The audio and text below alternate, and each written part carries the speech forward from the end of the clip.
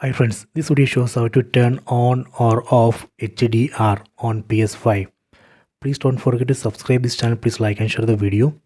First go to settings. Set settings icon from top right corner. Under settings, select screen and video. Go to video output. Under video output, go down. Here we can find HDR. You can see right now it is on. Select HDR. Here we can find three options: off, always on, then on when supported. So let me turn off HDR. Select off. Done. So this way we can turn off HDR. Let me turn on. Again select HDR, then select always on. Done.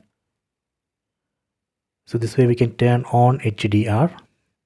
We can also use on when supported. Select it. Done. So this way we can turn on or off HDR. I hope you have enjoyed this video. Please subscribe this channel. Please like and share the video.